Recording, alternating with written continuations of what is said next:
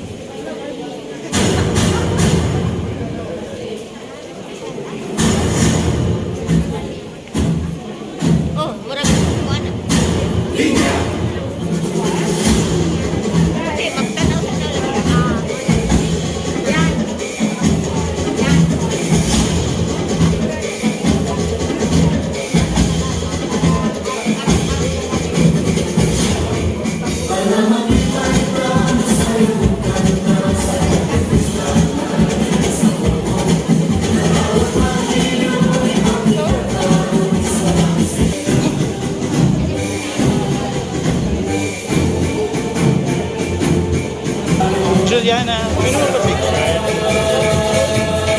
Thank you so much. Juliana, we know the picture. Thank you so much.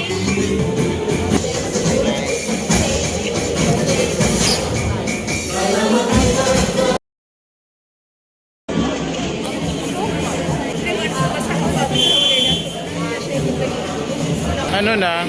Excited ka na ba, Sir So? Kinakabahan na siya.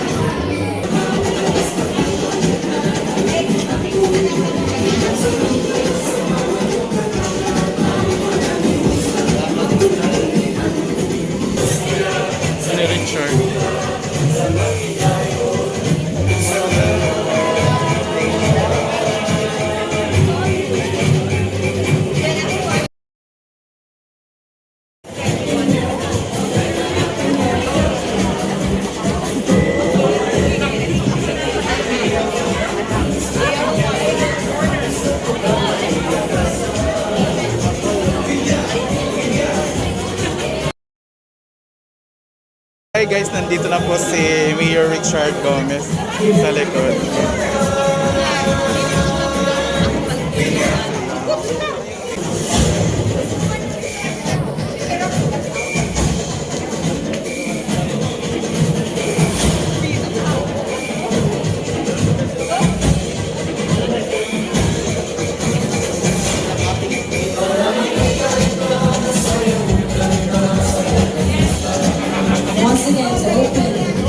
Officially open our Piña Festival Queen 2021 Doll Competition.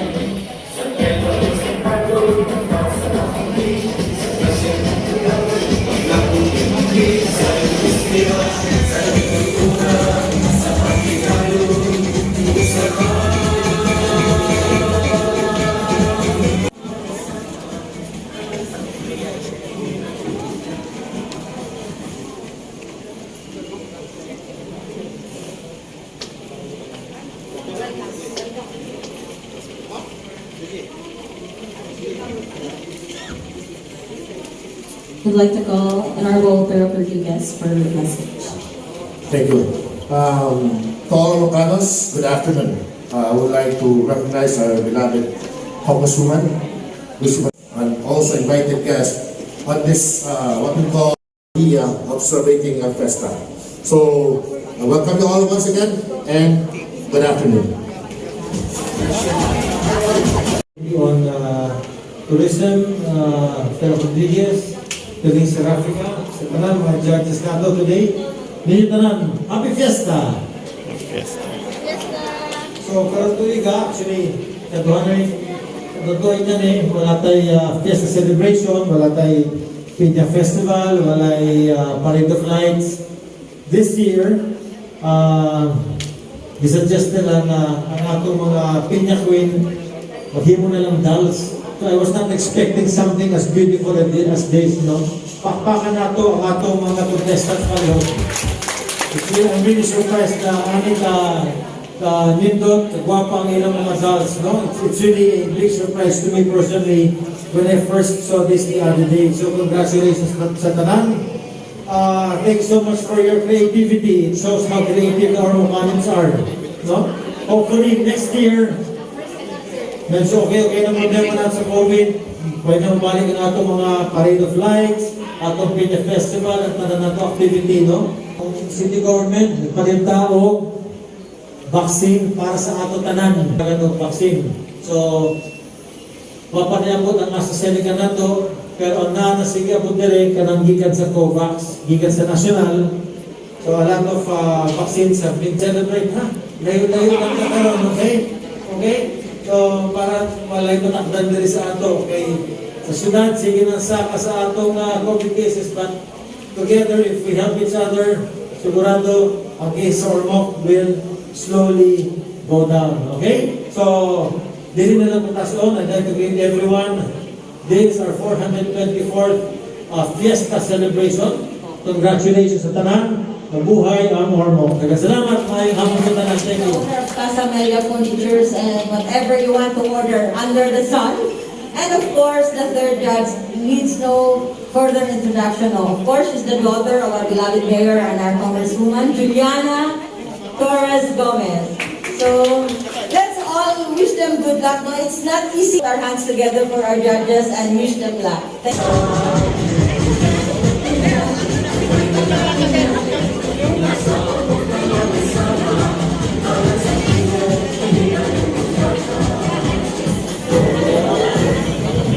Torres Gomez. A round of applause, please. All the judges, everybody present. First, I'd like to start by congratulating Tita Piling, whose wonderful idea this is at the Pakpakan. Today's exhibition is the perfect example that we have to move with the times. No, yes, the traditional Piña Festival is not possible, but we've managed to make it beautiful still. And that was really, you were really enlightened by the Holy Spirit, Tita, you thought of this, and initially when she told us that she wanted a doll-looking contest, it seemed nice, but I did not expect, like Mayor said, we did not expect it to be this nice and to have as many participants. 99 actually participated, and in fact, Mayor and I were talking kanina, nag-studio kami na even really shows beautiful craftsmanship, and I think it speaks very well of the times because a lot of us have been working with our hands, and today we are exhibiting some of the best work. So again, congratulations. Okay, so there are actually 3 exhibition areas. Kung ganahan mo musuloy-suloy, ay may palabing suloy, but wear your mask. But kung musuloy mga areas, 2 here in the city market, ay may nasa Slikod, and then nasa SM, and nasa sa Robinson. So today we will know the winners. Thank you from everybody, and we are live now at City of Ormoc page. And also, later on, we'll have another judging at Robinson at exactly 5 p.m. and also at SM. Lucy, say hi to Katbalogan. Hi, Katbalogan. Hello. Hello.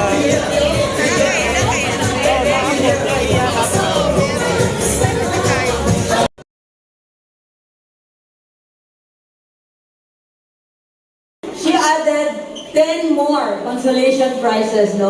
So those 10 dolls are displayed at the back lobby of City Hall. But the property of the Ormoc Tourism and to be displayed at the Ormoc Museum. Dali na.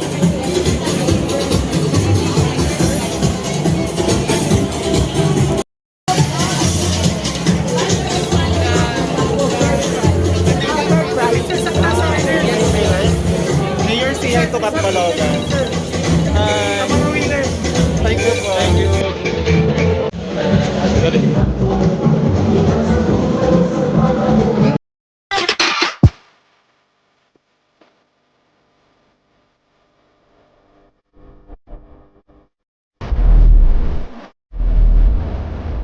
Oh, hi guys! Subscribe to Mac Jude's channel.